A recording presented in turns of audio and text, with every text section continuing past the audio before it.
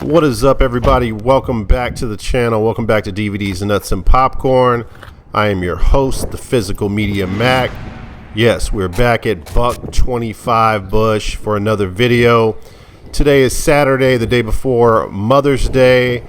I think we're going to hit up this Dollar Tree right here that we are entering in a second. Then we'll probably hit up a Goodwill or two and call it a day. Record a recap session as we usually do and talk about some of these movies now. Hopefully we'll find some. I don't know. I mean, I've already found a lot at Dollar Tree in the past 30 days, so I don't know if there's going to be anything new in here. But we do have some movies to review from the last video that I talked about. So I have watched some of those movies, so I am ready to do that. And yeah, let's see what we have over here at $1.25 Bush. All right. These people need to get the hell out the way. Get out the way. You are in front of my Blu-rays and DVDs. Go. That's what I thought. All right. We got a lot of movies here to go through. Let's check them out. Oh, yeah.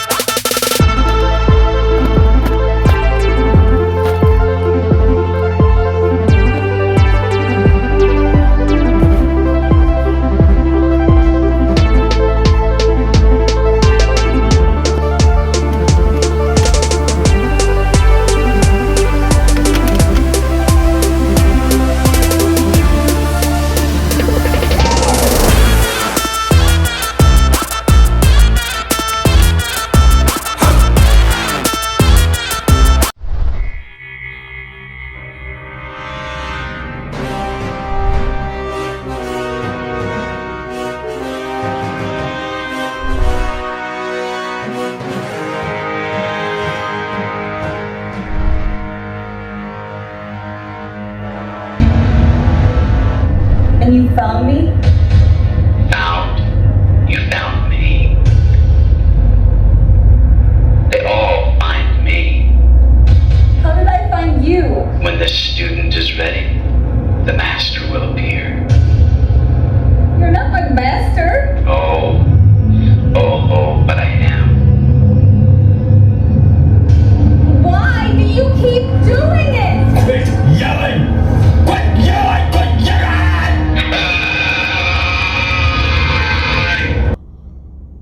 What is up, everybody? Man, this weekend's kind of dragged for me. This is one of those weekends. Started off on Friday. I was supposed to leave work early and go to a follow-up doctor's appointment. The doctor's office called me and my doctor called out sick.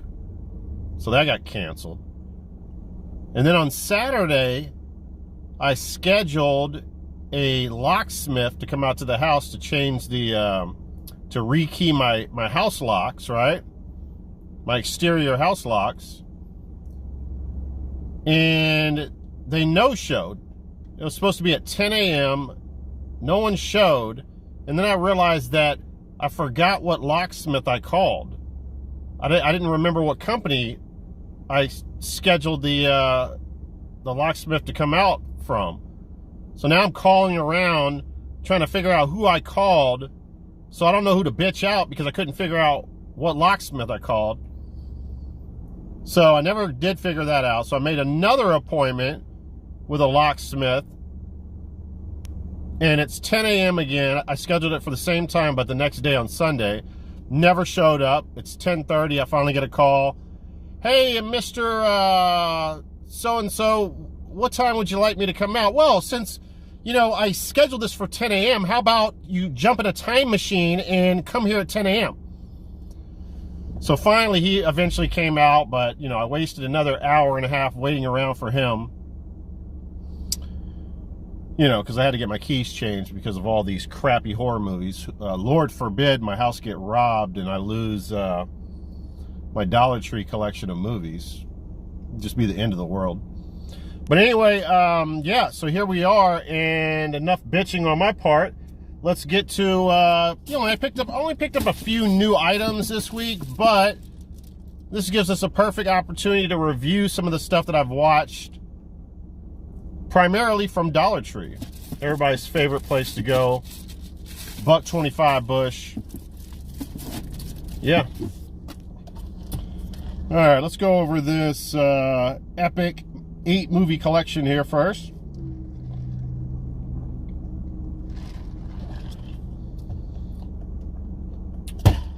Starbucks is cracked, man. I'm telling you right now. All right, so I was a little redundant on this. I actually purchased on Blu-ray Friday the 13th Part 2 and Part 3 recently, and I wanted to get Part 4. Or no, I'm sorry, not Part 4, Part 5, the very underrated Part 5. We'll talk about that in a second. But I couldn't find really a good release of it on Blu-ray. And then I was told about this 8-movie collection, which actually was cheaper than buying the Scream Factory Blu-ray release of 5, and you get 8 movies. So there's no sense in buying it for $25-$30. I think this cost me $20, and I got 8 of the movies. I hate Jason Goes to Hell, so I don't need that movie anyway. And yeah, man, let's just go through these movies real quick here. I did a ranking on my my channel not too long ago on a live stream, but let's break this down here. So we have Friday the 13th, the original, which is a classic. No, it's not a classic because Jason wasn't really in it, and he was only in the end. He was a boy in the lake. Shut up! It's a classic. Jason's mother did a psycho-esque epic performance in the movie. It's an incredible, epic, classic movie. The OG. Part 2 I actually had ranked as my highest when we did a ranking of this. Jesus Christ, what was it, a year ago now? I don't think I have it as my number 1 now, but that's just how good it is. It was at my number 1. Incredible movie. Part 3, I believe I had that ranked 2, and I had the OG ranked 3. So, Part 3, obviously an incredible movie. The first time we was introduced to the hockey mask, which, by the way, people forget, it wasn't until the third and final act of the movie that we got introduced to the hockey mask. So, really, the hockey mask is not shown until the end of Part 3. Okay, so now we have Friday the 13th, the final chapter, Part 4, which is everybody loves. I'm not as big a fan as the majority of people, but I still love it. It is hockey mask from start to finish, and you have the introduction to our boy Corey. I'm about to say Corey Haim. Corey Feldman's character, right? Which is actually, Corey Feldman's character is basically Tom Savini as a kid. That's how they kind of wrote that into the script. That's why he's so into monster mask and stuff like that and special effects. Now, then we have Part 5, which is not Jason at all. So think about that for a second. The first one only had Jason as a boy at the very end. Part 2 had potato sack Jason in it. Part 3 only had the hockey mask in the final act of the movie. So really, Part 4 is the only one you get it from front to finish. And then they have a movie that has no Jason in it at all. So that's the reason why people hated this movie and still hate on it to this day. I see people have come around on the movie, But I need more people to come around on this movie, guys. Should I say this? I might just have this in my top 3 now. It is that fucking good. I love the movie. We'll go back to that. Then we have 6, which I think has too much comedy in it. Again, not as a big fan as the middle of the road type of Friday the 13th fan, but it's still good. Okay? They haven't made a bad film in 6 fucking movies. That is not easy to do. And even 7, I like elements of 7. 7 was a step down from the first 6. Yes, I do admit that. And holy fuck, man. What do we got here? And then the New Blood, and then Jason Takes Manhattan, which is just it's a comedy, right? So let's go back to 5. Now, why do I love 5 so much? 5 has, okay, number 1, let's break it down here. 5 has the greatest set of breasts in celluloid history, Deborah Voorhees, which coincidentally, her last name is Voorhees, the same as Jason. Go figure, right? And Deborah Voorhees made the new fan film, what was it called? Fanboy 13? I'm probably fucking that up. But anyway, you know what I mean. The new fan film was directed by Deborah Voorhees as well. Oh, she is gorgeous in part 5. So, probably the hottest chick in Friday the 13th history. So it has that going for it, right? And if not the hottest chick, the hottest breast. It has not, so remember Different Strokes with Gary Coleman, everybody's favorite young black kid that was adopted by the rich white family, what was it, Mr. Drummond, and got to live in the lap of luxury with his older brother, why am I thinking Tommy? Was it Tommy? I don't know, whatever, it doesn't matter. Anyway, Gary Coleman's best friend on Different Strokes was in part 5. Remember when Tommy goes into the insane camp for insane kids? He's the young kid that shares the room with him, and he scares the kid with the scary mask. That's Gary Coleman's best friend on Different Strokes. And he has one of the funniest scenes where Jason's like, I think he's out in the rain, and he pops up and he's about to kill the white lady, and she turns around and friggin' Gary Coleman's best friend is fucking gone, man. He runs off into the woods and leaves her to die. So it has that. That's another thing it has going for it. And speaking of okay, so we have Tommy, which I think is besides, well, first of all, we have, let me get this out here. We have Corey Feldman. The only other time Corey Feldman is in a Friday the 13th movie, even though it is a dream sequence in the beginning. So you get to see Corey Feldman again.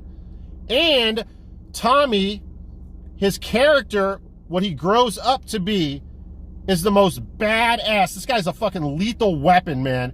He literally could beat up Bruce Lee according to the script of this movie. I'm telling you, he's fucking whooping ass left and right in this movie. He's the best Tommy. He's a lot better than the fucking Tommy from Friday the 13th part 6 and 7. That guy's a punk, man. This guy is fucking badass. So you got that. You got a great Tommy in this one. And the cast of characters, to me, I think it's the most diverse and entertaining cast of characters of all the characters in any of the Friday the 13th movies. I think it's the best cast. Lots of funny guys in there. You got the axe murderer. Someone gets killed over a chocolate candy bar with an axe, which is awesome. And what else? There's cool kills in this movie. I would say it's the funniest of all the movies without jeopardizing, the terrifying nature of the movie like 6 did. I think 6 was too much of a comedy in certain areas. This is a perfect blend of it. And yeah, beautiful women, awesome final girl. This has it all, man. I cannot comprehend. I do not understand why people don't love this movie more. I mean, think about it. For my die-hard Friday the 13th fans out there, the first movie was all POV. You didn't know if it was Jason, Pee Wee Herman, your mama, whatever. You didn't know who the fuck was killing all these people, right? You had no clue. So that's the same thing in this movie. It's all POV. So it doesn't take from the movie at all. You do see, and by the way, Tommy plays a real, like, good crazy guy. Like, you can really see that he's mentally disturbed and needs to take a lot of medicine. But he keeps on seeing Jason in these visions and stuff, looking in the mirror, or, you know, he pops up in the hospital room and stuff. And so you get to see Jason. And when you're watching the movie, you know, this is all retrospect. People are like, oh, I didn't like that because Jason wasn't in it. When you were fucking watching the movie, you liked it. So I don't get all the hate for it. I think it's an amazing film. And I think it's in my top 3 right now. I don't know what to do with the other 3 movies. I got to shuffle them around and figure that out. But Friday the 13th Part 5, man, the A New Beginning is it's a legendary film, man. Absolutely adore it. But anyway, that's the 8-movie collection. Sorry if I went on forever. I like how they're all in that Love Ya blue, Houston Oiler blue. Might have wanted some artwork on the discs themselves, but that's all right. As you can see, Friday the 13th Uncut, that's by itself. 2's by itself. Then we have 3 by itself. 4's by itself, but for some reason 5 and 6 are on the same disc. And 7 and 8. And there's also a Blu-ray release of 5 and 6 together. I'm not sure about 7 and 8. All right, that's that. Let me gas up here a little bit.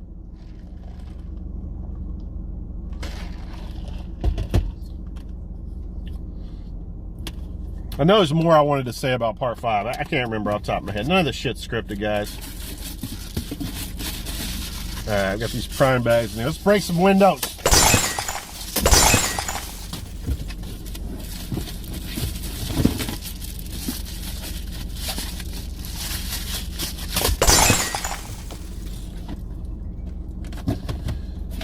All right, let's get... So, I showed this off in the last... I'm not going to talk too much about this, guys.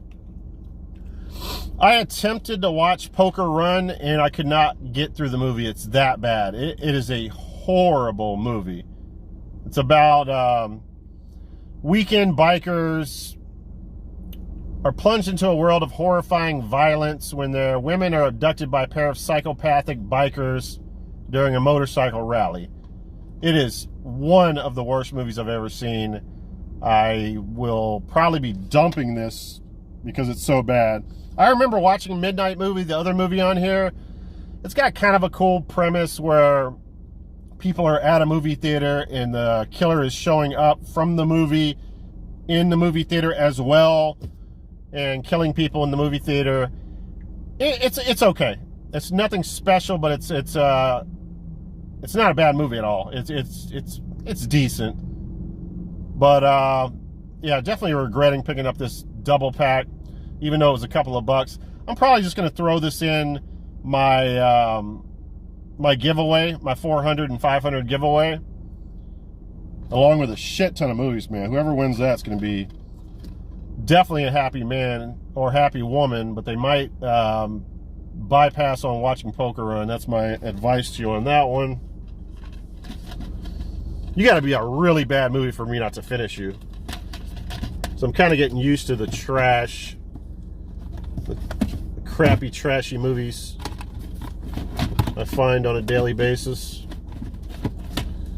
What else do we have here? All right, so let's talk about Condemned. This is a Dollar Tree movie, guys.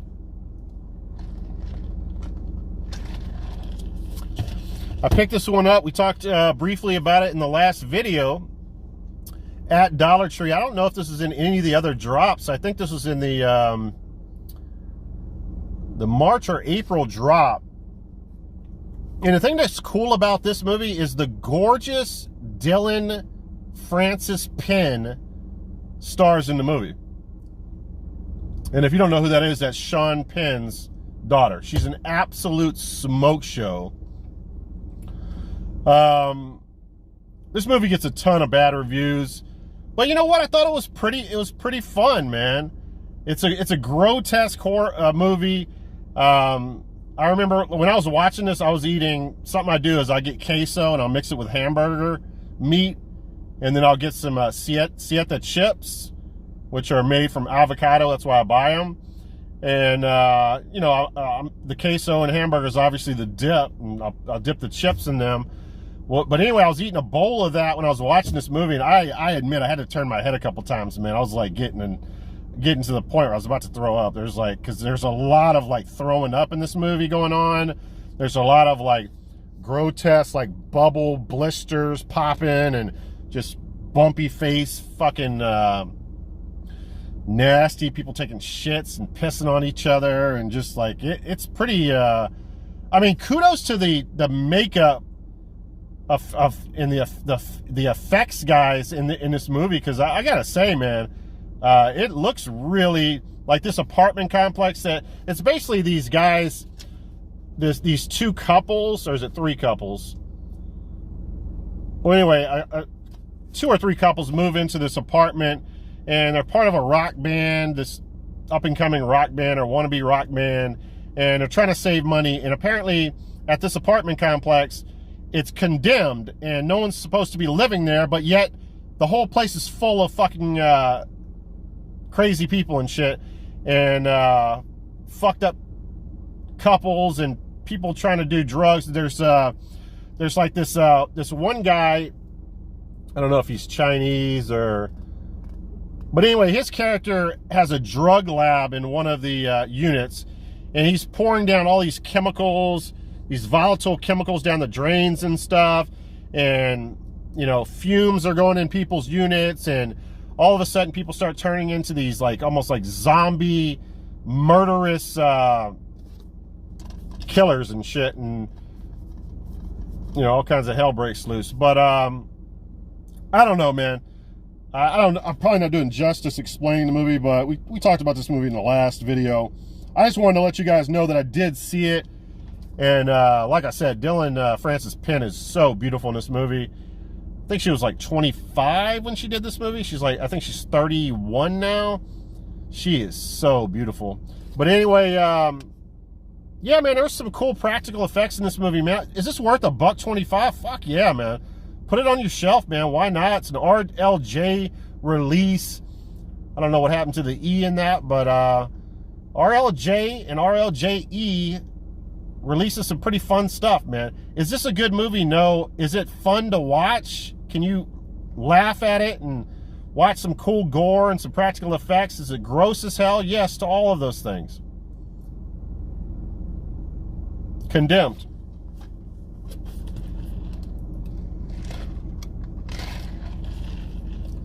They try to do something at the end too, kind of like Night of the Living Dead. Well, a little bit like Return of the Living Dead. Remember when at the end they nuked the whole area or whatever?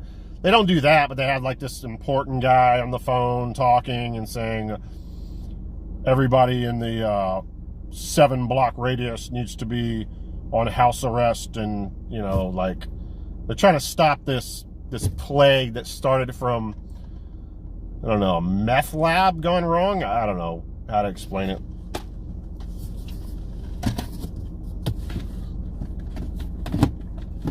All right, so we talked about this one. This is a Goodwill pickup in the last video. I love the Wrong Turn series, guys. And the only Wrong Turn movie that I did not see, and this includes the reboot that came out in 2021, is Wrong Turn 6 Last Resort. So, the first movie, Wrong Turn, I think is a little bit overhyped.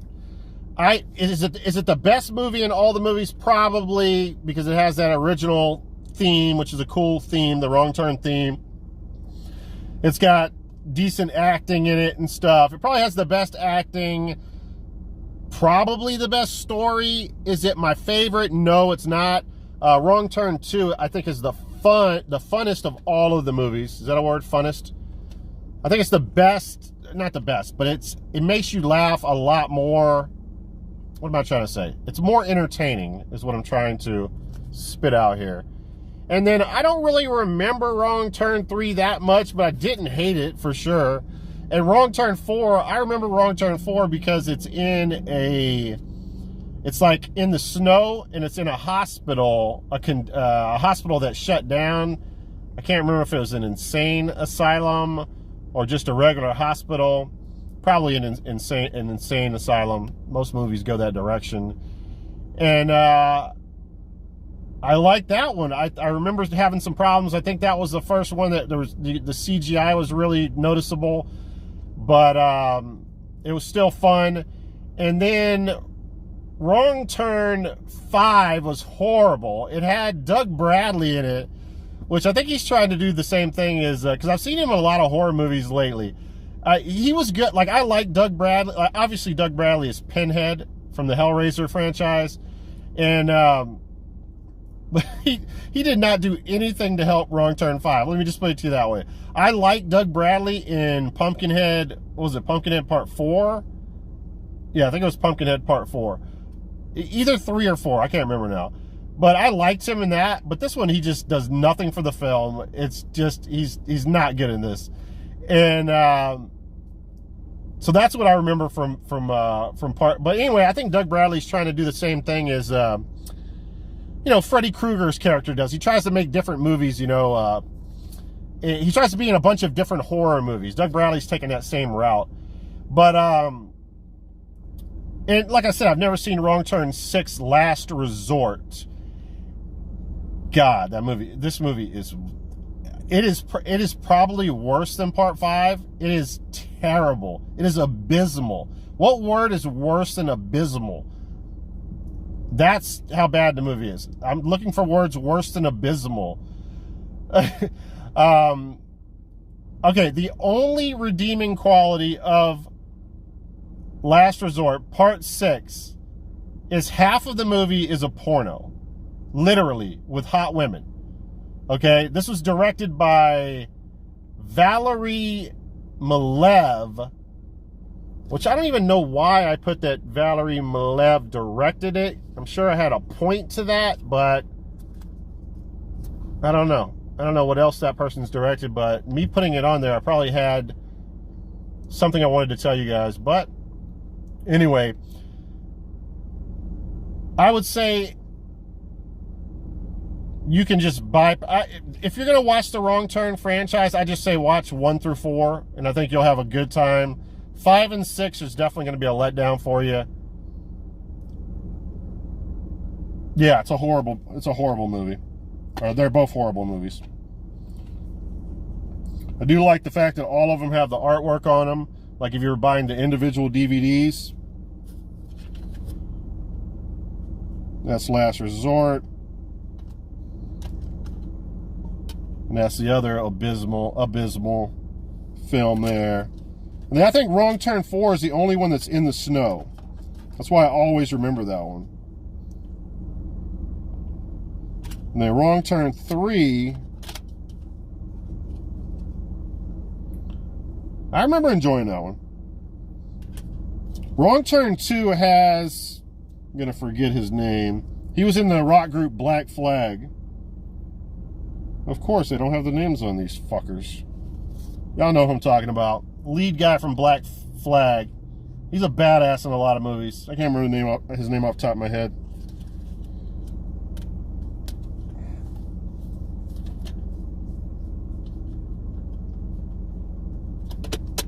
Part 5 is like, a lot of horror movies try to do what Part 5 does, and they turn a game show into a horror set piece.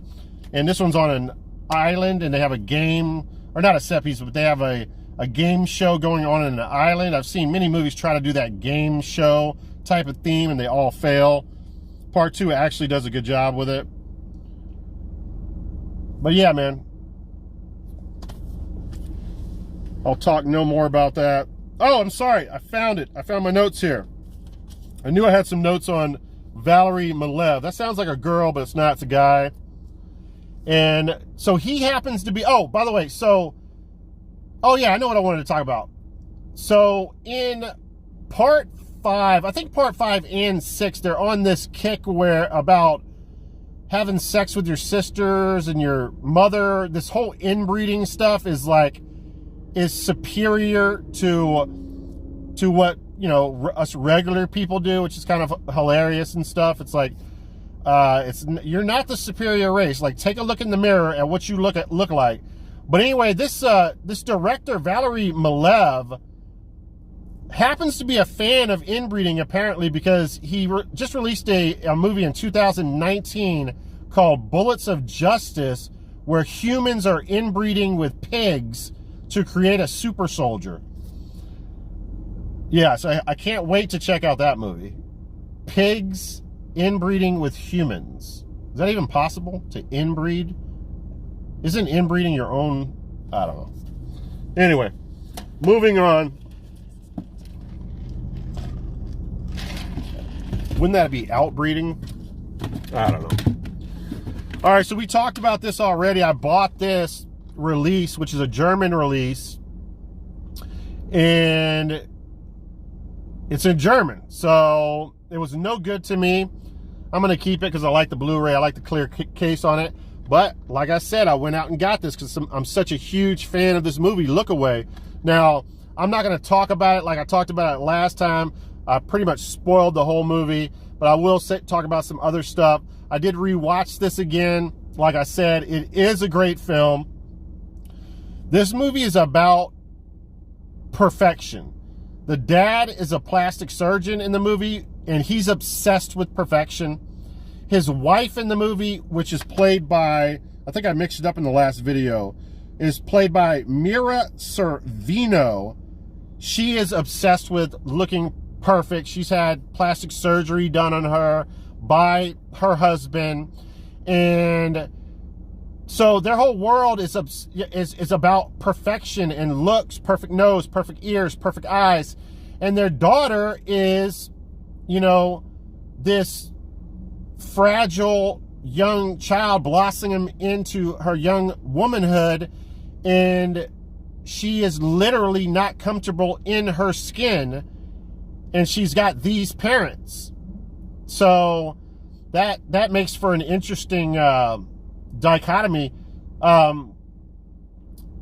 So I don't want to talk too much about this because I talked about it in the last video, like I said, but I will say this about this movie. Do not watch this movie. Like, if you have a teenage daughter, I would not recommend watching this movie with her. Now, the girl, India Isley, very beautiful young lady. I'm assuming that she's 21 when she makes this, because she doesn't look a day older than 18. And she plays like she's 17 in the movie, I think, or somewhere around that age. And she's naked a lot in this movie. And she, not only is she naked, she's taking her clothes off in front of her dad. There's some really weird, pervy, like, wrong turn, inbreeding type of, I mean, they don't go that far, but it's just as creepy as that, because you're like, why are you need to put your clothes back on? That's your dad. Like, there is some, now I can see how maybe some people watched this movie and kind of was like, what the fuck? Maybe that's why this movie doesn't get the love that I feel like it should. But if you look at it in an artistic way, and you gotta give India Isley credit. Number one, she's not only playing her character in the movie, she's playing the spirit of her dead twin sister that died. And by the way, I'm not going to spoil how her sister died at birth, whether it was a choice or not a choice. I'm not going to get into all of that. But she's playing also her reflection, which is a different character. It's the spirit of her dead sister, right? So she has to play two characters in the movie. She's nude like at least a third of the fucking movie. Like, she dedicates herself to this role like so much. And I can't say enough about the film, man. Just beware of that. Do not be watching this with you. I mean, you shouldn't be watching this with kids anyway, but I wouldn't watch this with your 18-year-old daughter. Let me put you that way. 19, 20, 21, don't watch it with your daughter. I wouldn't do it, guys. I didn't do that, but I'm just saying, that's my recommendation. You don't want to find yourself in that territory. All right, now.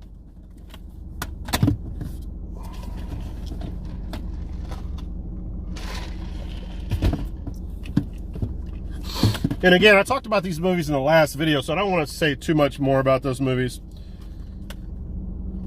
All right, these were a couple of Goodwill pickups. Some of the very few pickups, right? And I picked up the classic Rocky, man. What can I say about Rocky? I have this on Laserdisc, by the way. Which I don't know. I used to be so diehard into Laserdisc collection, but I'm not really anymore. It's still cool to have them, and I like having certain stuff on Laserdisc, but other stuff I don't need on Laserdisc. Like, for some reason, Rocky doesn't really appeal to me on Laserdisc, but yet some out-of-print Killer Clown movie does appeal to me on Laserdisc. I don't know, I'm weird, I guess. But anyway, yeah, man, Sylvester Stallone, I believe, wrote this entire movie. This is like his movie. And, yeah, a true great American success story.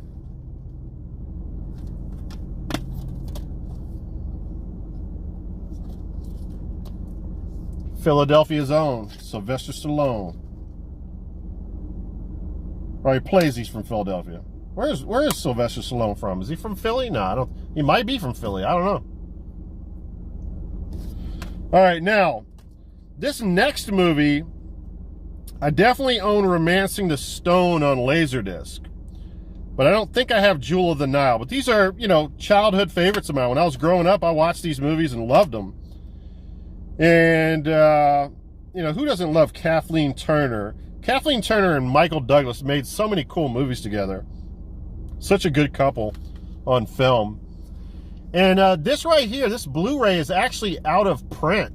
I think I've seen this sell recently for $40. So I'm basically going to flip this on eBay. I don't really, it's cool to have, but I'd rather have the money on this one. I paid $2.99 for it. I'll flip it between $30 and $40. If you don't know the story on this, this is like, Kathleen Turner is a book author. And, Michael Douglas is like a, let me see. He's like this explorer type of character. And somehow she goes out and meets him. Maybe she wants to write another story or something and gets caught up in this, very reminiscent of, not Romancing the Stone, this is Romancing the Stone, very reminiscent of Raiders of the Lost Ark, or, movies of that ilk. I remember enjoying both movies, man. They're good movies.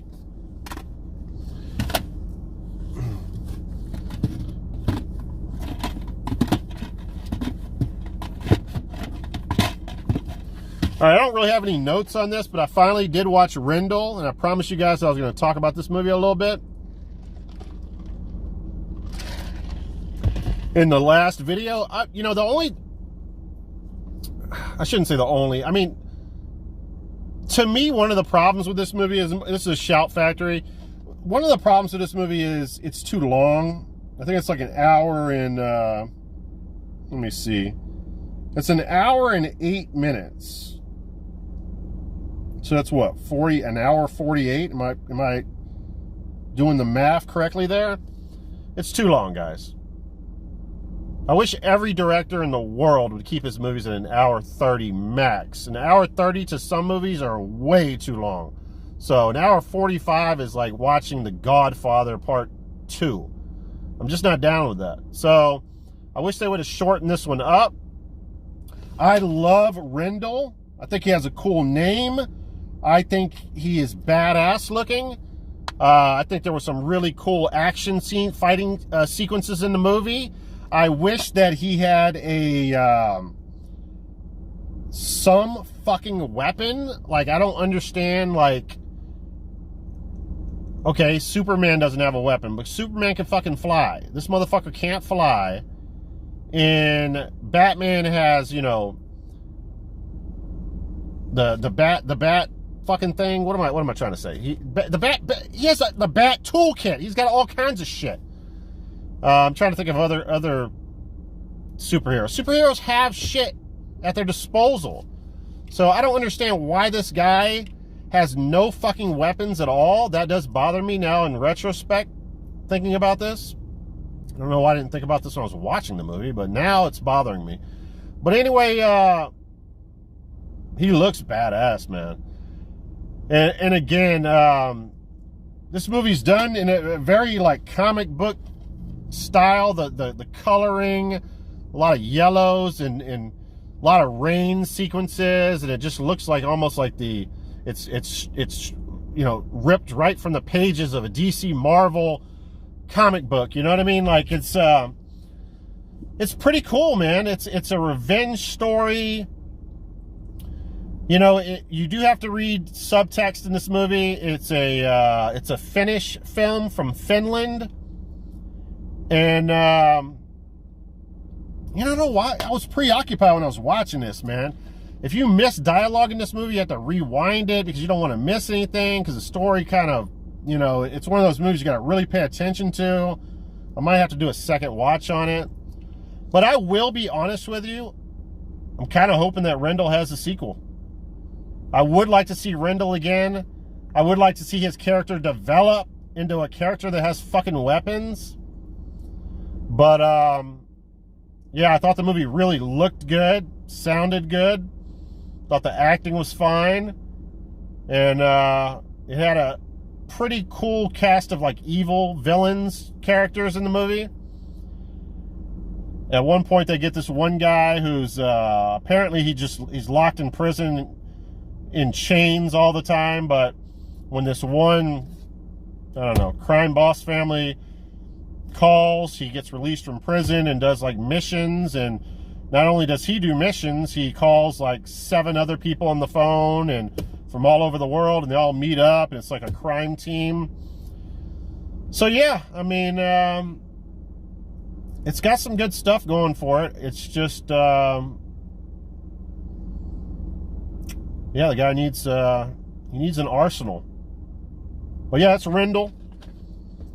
$1.25 worthy. Hell yeah. Go get your superhero filming on. All right, so last up here. I'm trying to remember why I have this note here. So I picked this up at Dollar Tree. Another movie you guys need to look out at Dollar Tree and pick up. So yes, I did find something on here that's good. So I am recommending this. I don't know about these other movies, but we're going to talk about one movie here. So that's why I brought this to show you, because at one point I either found this or I think Ty Lord might have sent this to me, but he got it at Dollar Tree because I see it at Dollar Tree all the time. And you can get this at Dollar Tree. Now, I've only watched one movie out of this 10 and one movie out of this 10, but those movies were so good that I'm recommending both of these. Now, the movie on this one that I've talked about before is called Deaden, D-E-A-D-E-N, and it's directed by John Fallon, or Fallon. I would say it's Fallon. John Fallon. And the reason why I'm bringing him up is because in the newest drop at Dollar Tree, a movie that I will be reviewing probably in the next video, is a movie called Dead Shadows, which he is actually stars in, I believe. I don't know if he stars in, but he's in the movie for sure. I don't know if that's him right there. So John Fallon is the director of Deaden on here. He also stars in Deaden as well. And I don't think he directs this one, but he's one of the actors in the movie. So that's why I brought that out. But I will be reviewing that soon, so look forward to that. Now, I talked about Deaden in the past. So I'm not going to talk about it too much, man. It starts off with the most brutal, like, rape scene where the lady's like 9 months pregnant. The one guy's holding the undercover cop whose cover had been blown by the neck with a knife. and the other rest of his crew is like raping this woman. They cut her stomach open, rip her baby out by the fucking, I mean, it is absolutely insane, the beginning of that movie.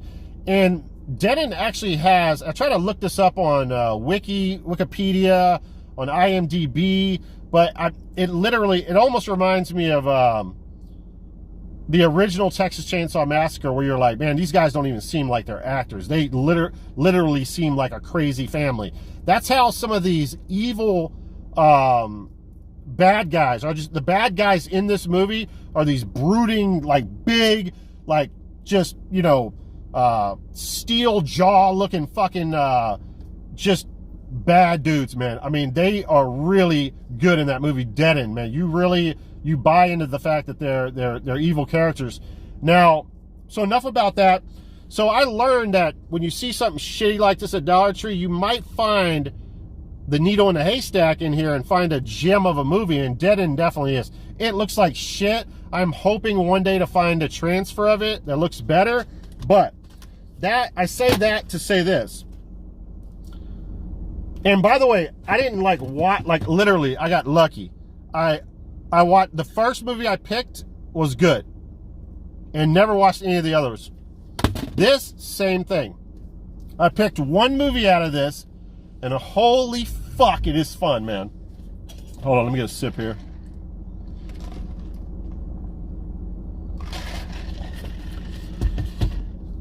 Okay. So the name of the movie that I picked out of all of these movies is Trunk. So I was like, that's an interesting title. Not The Trunk, just Trunk. And I'm like, okay. Read the synopsis on it. Let me see if I got the synopsis right here. After being pushed into the trunk of a car by a psychotic serial killer, Megan is forced to listen to him talk about the ways he will dispose of her.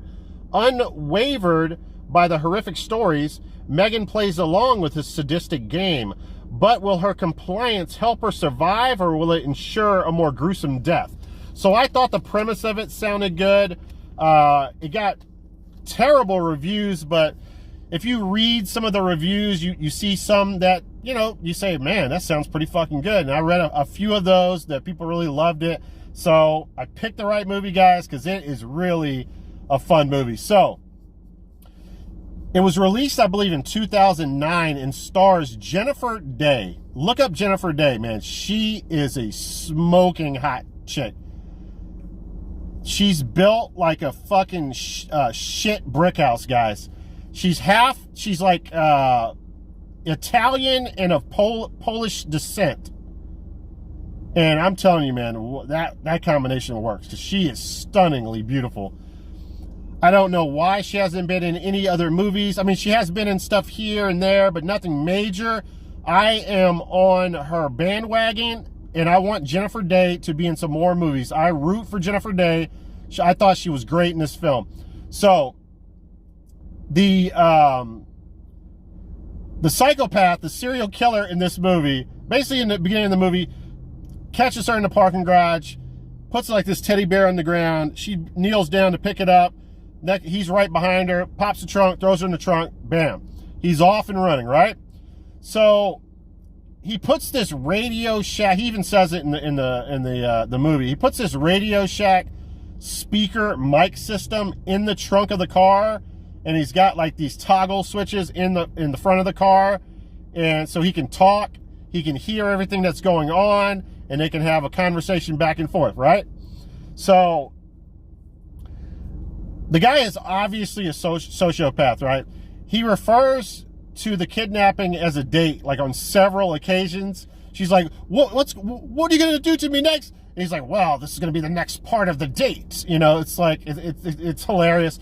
There is all kinds of, I don't know if it's unintentional humor, but this movie really can make you laugh. Like, and it doesn't ruin it like, oh shit, this is a total comedy. Not at all, man. It just has some very unintentionally, or they seem to be unintentional humor, which I like in movies.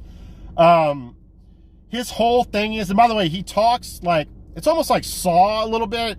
Like he talks through this almost like it almost sounds like a megaphone or a voice box that makes his voice kind of say, yeah, I'm gonna kill you, or like it's that's a bad impersonation, but his whole thing is, I'm not like all the other serial killers, and that's how he talks too. I'm not like all the other serial killers. I'm not predictable. I don't have the MO. I don't have a process. I don't have a process. All the other serial killers had a process, and so he's big on that. And then he's basically saying, well, sometimes I do copycat killings, which is basically his process, which is totally stupid that he thinks he doesn't have a process. But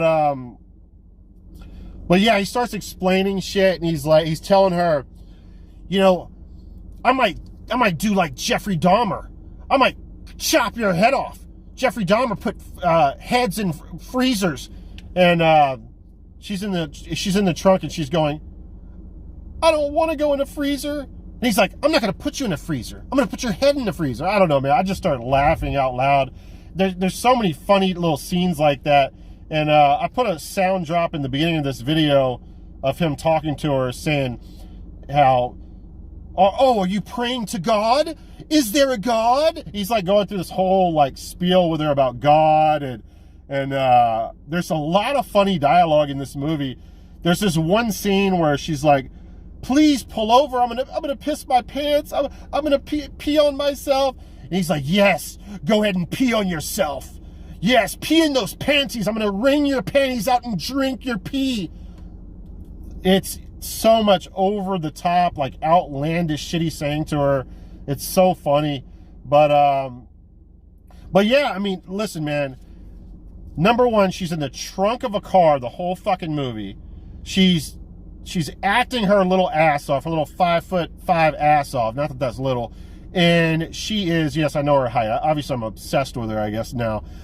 But she's playing all of these mind games on him. Like, it's literally at one point where she does these, she must do it like 3 different times, where it sounds like she's having phone sex with him. She's literally, you feel like she's about to have an orgasm in the car, like she's masturbating. She's saying so much, and it is dirty. Like, I mean, she's using the D word. I'm gonna suck your, you know, I'm putting my finger in my put. Like, she's saying so much crazy shit, and they're just going back and forth, and he just seems unmoved by it. He's like, oh yeah, that's not that sexy, and she's sexy. Like, her voice is so sexy, and so, I mean, it's literally like a porno at times. At first, the first time around, I didn't even think she showed her breast off in the movie. She actually does get naked in the movie, but it's not in the trunk. It's when he's envisioning and talking about how he's going to kill her.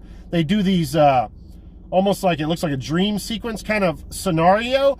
And oh my God, Deborah Voorhees, like, she literally gives Deborah Voorhees competition for breast when a girl's laying on her back. Unbelievable, man. I mean, Jennifer Day is fucking a fox, man. She is so beautiful. But yeah, man, so like, kudos to her. She's in a trunk, she's hot. You can literally see, like, she's going like this in the movie, like she's going like this, and it doesn't even look like it's part of the script. Like, she's probably really hot and they're just recording that. She's sweating. She does so much stuff. She does the whole phone sex thing with him, trying to turn him on, play the mind games with him. And then she does this whole thing where she's like tearing him down. She's like, oh, were you a bully? Were you bullied in school? Did you sit at the uncool kids table? Did you not get invited to the prom? She's tearing him down. And then she goes into this whole other shit where she's building him up, saying that she cares about him. Were you in the Iraq war? And you know, like, oh, I care so much about you. I want to hear your story. And so she builds him up, tears him down, tries to play all these mind games on him. And so they have this back and forth, you know, between them. She's also really annoying as well. And he gets pissed off a lot of the time. And I think at one point he shuts the speakers off because they don't want to hear her voice anymore. But this movie, okay, so this movie right here would be like one of the best short films. Like, if they literally did like a 45-minute movie of this, like a short film, it would be unbelievable. For some reason, they tried to make it, let me see. 89 minutes, which is what? An hour and 29 minutes? Yeah. And this movie, listen, a guy is driving a car, a girl is in the trunk, and they're just talking to each other the whole fucking movie. Literally, that's the movie. After the 45-minute mark, you're kind of like, okay, well, where are we going with this? Can we do something else? There is a scene where he shoots a cop, but that's real quick. And they show some outside scenes of him driving around, but for the most part, it's just dialogue heavy. And so this movie definitely could have benefited from shortening the fucking movie. Like an hour and 30 is way too long for this movie. But like I said, this movie got terrible reviews from what I could see. And I thought the sociopath serial killer guy did a good job. And you know, I kind of went into the fact that he was like, you know, I don't have an MO, you know, I'm not like, he kept on referring to the BTK killer. They had a process, and, you know, I'm better than them. I'm not going to get caught, you know, talking about Jack the Ripper and Ted Bundy, how he's smarter than these guys. And so yeah, man, it's a good watch, man. I'm a big fan of Trunk. I'm not going to tell you it's a great movie or anything like that, but it's one of those movies that if you like bad movies that are so bad that they're good, Trunk is like going to be right up your alley. I think that you'll really enjoy Trunk. And man, let's just face it, like Trunk, if it had Tom Cruise driving the car and I don't know, who's, you know, Sean Penn's daughter in the trunk, and it was a big budget fucking movie, it probably would have, you know, won awards, you know? I mean, it would have been, everyone would have spent, you know, millions to go out and see it. But it's not. It's a low budget film with Jennifer Day. And to be honest with you, I'm glad Jennifer Day did it and not Halle Berry or anybody else. I mean, it works. And the serial killer guy, no, he's nothing. I mean, I think he did a good job. He did a total, he was competent in the role. But I think Jennifer Day definitely steals the show. She's so sexy, guys. And she has such a sexy voice, too. And I think that her acting was really good, man. Like I said, her doing the whole sexy thing, tearing him down, building him up, that took like different levels of personality and stuff, and it showed her acting chops. I think she did a great job. Trunk is a movie I highly recommend. I think you guys are going to like it. And I have no clue what the other movies, you know, it makes me want to watch the other movies. Maybe I should just review all the movies on these. Let me know what you guys think about that. I don't know. To be honest with you, I started watching a couple of them and had to turn them off. They're so bad. I don't want to be the guy who watches terrible movies, but, you know, some terrible movies are really fun to watch. I guess that's the whole point of it. You know, Dollar Tree, $1.25 Bush, like I said in the last video, is the home of indie horror releases, you know? Sometimes that's the place to go to find those movies. You're not going to find them anywhere else. And so it's a real good melting pot of good indie horror fun, man, in my opinion. Go out to your $1.25 Bush and check out what movies they have. I definitely come full circle on Dollar Tree. I mean, you guys remember when I used to hate on it left and right. It was kind of the premise of all my early videos was hating on Dollar Tree, but man, Trunk is a lot of fun, man. I think you guys are going to like that. All right, guys, thanks for checking out the video. Sorry if that was long-winded, and but yeah, I love talking about cheesy movies. Let's break another window. And that's it, guys. I'll check you out in the next video. Peace out. Hope you guys find all the physical media. I am the Physical Media Mack, and I'll catch you guys in the next video. Good luck out there on the hunt, guys.